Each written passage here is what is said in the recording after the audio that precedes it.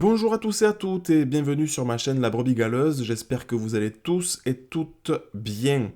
Alors aujourd'hui, petite vidéo spéciale avec en prime un petit bonus à la fin sur une prophétie qui s'est réalisée, j'en dis pas plus, vous verrez après.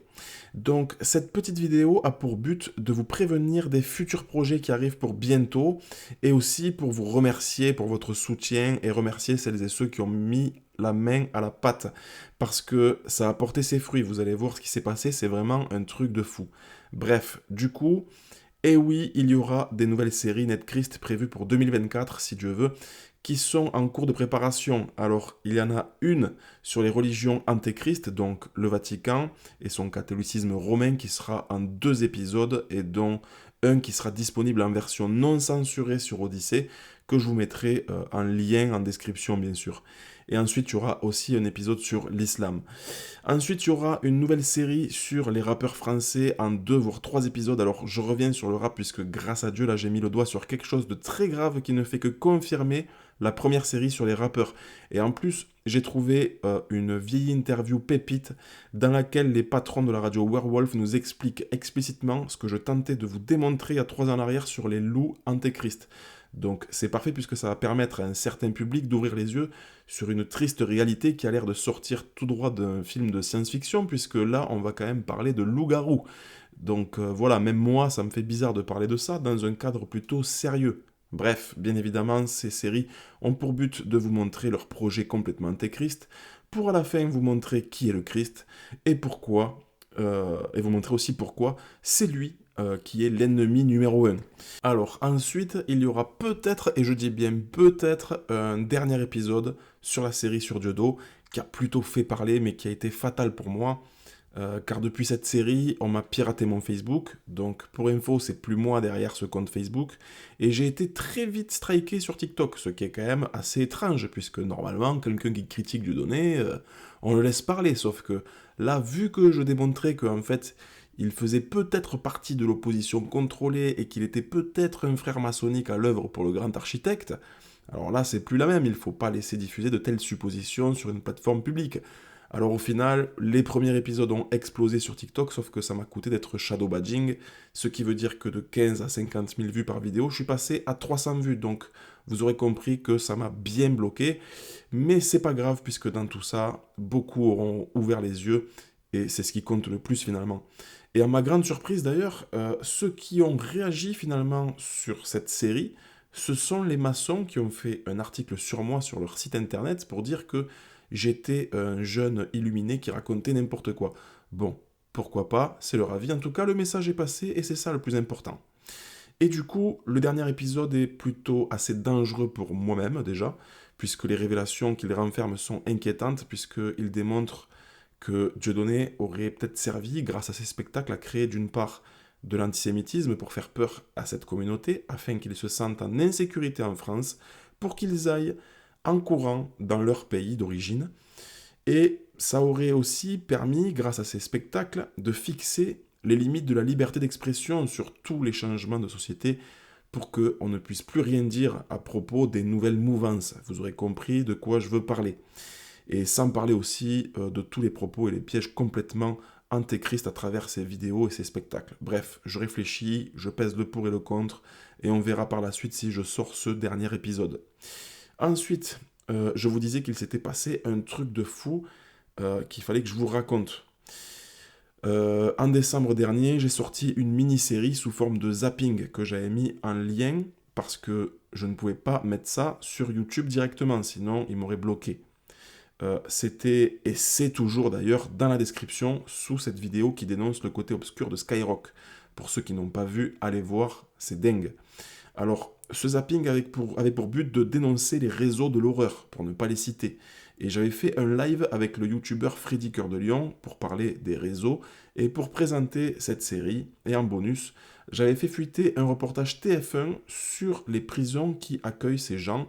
Une prison qu'on pourrait appeler plutôt un camp de vacances, puisque on peut jouer à la pétanque, faire des randonnées, faire des concours de potager, et surtout une prison où on vous donne la clé de votre cellule. Donc, grâce à un tout petit logiciel gratuit et légal, donc rien à me reprocher, j'ai pu le ressortir et le republier, et d'ailleurs le lien est sous cette même vidéo sur Skyrock, Donc pour ceux qui veulent voir, allez-y, tout est là.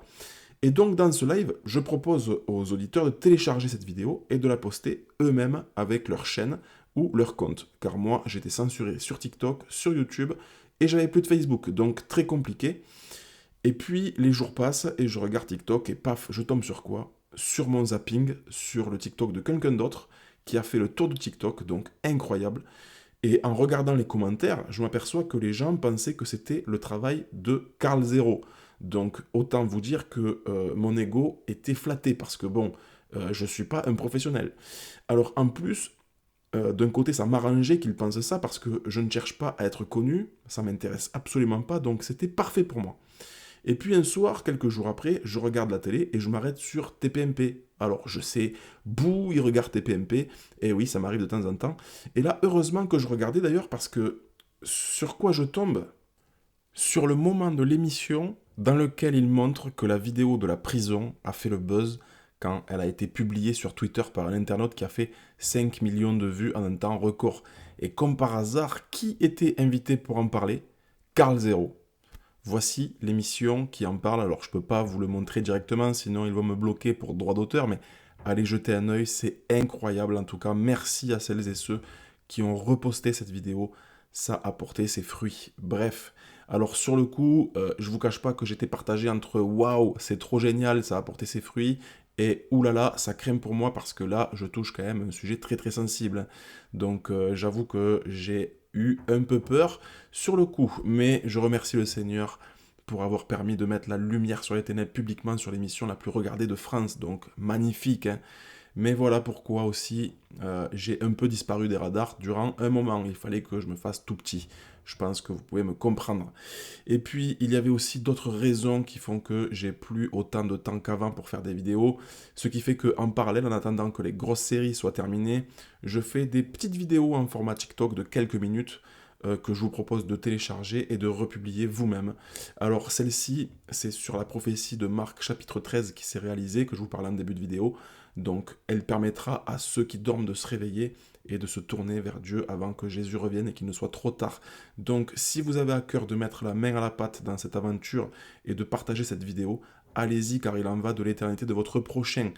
Et pour être honnête, moi tout seul, je ne vais pas aller très loin avec tous ces blocages. Alors, par amour pour votre prochain, si vous avez la force de faire quelques clics sur Internet, franchement, faites-le. Et bien évidemment, sachez que la seule chose qu'il y a à gagner dans tout ça, ce sont des âmes et peut-être aussi des problèmes, mais les âmes, c'est plus important que les problèmes.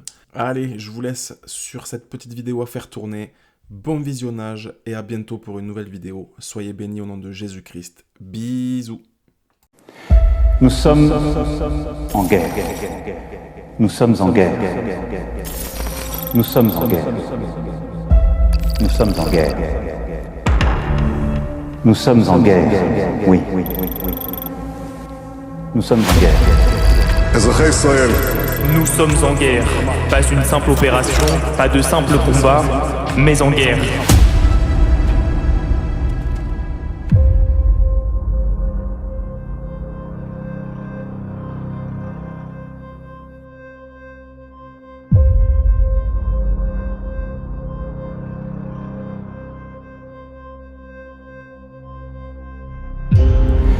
Nous sommes en guerre.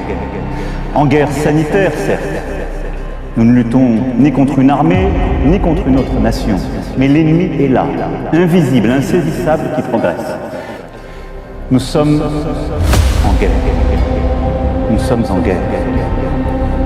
Nous sommes en guerre. Nous sommes en guerre. Nous sommes en guerre. Oui. Nous sommes en guerre. Nous sommes en guerre. Nous sommes en guerre.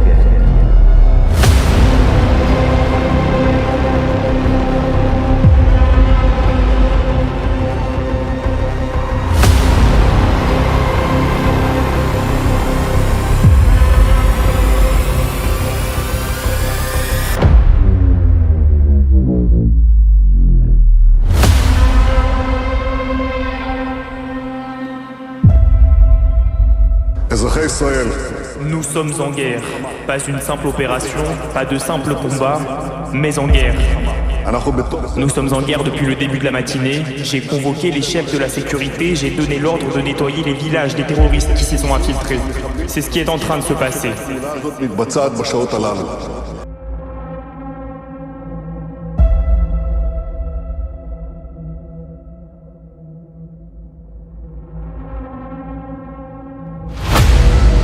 La terre a tremblé dans l'ouest de la France. Vendredi, un séisme de magnitude 5,8 suivi de plusieurs répliques a été ressenti dans une zone allant de Rennes à Bordeaux, entraînant quelques dégâts sur les bâtiments. La Turquie a de nouveau tremblé. Un séisme d'une magnitude de 6,4 a été enregistré lundi soir dans la province de Hatay, déjà dévastée par le tremblement de terre du 6 février. Un puissant séisme a secoué le Maroc dans la nuit de vendredi à samedi. Au moins 296 personnes sont mortes et des centaines d'autres ont été blessées selon un bilan provisoire. Un tremblement de terre de magnitude 4,8 a frappé le centre de l'Italie à l'aube ce lundi matin au nord de la ville de Florence. La terre a tremblé vendredi soir dans l'extrême ouest du Népal, surprenant les habitants dans leur sommeil. Un séisme de magnitude 5,6 à l'épicentre localisé non loin de la frontière avec le Tibet.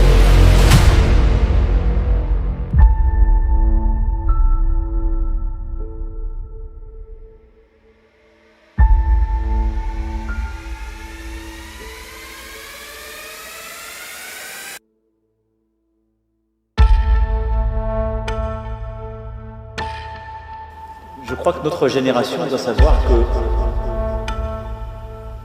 la bête de l'événement est là. Et elle arrive.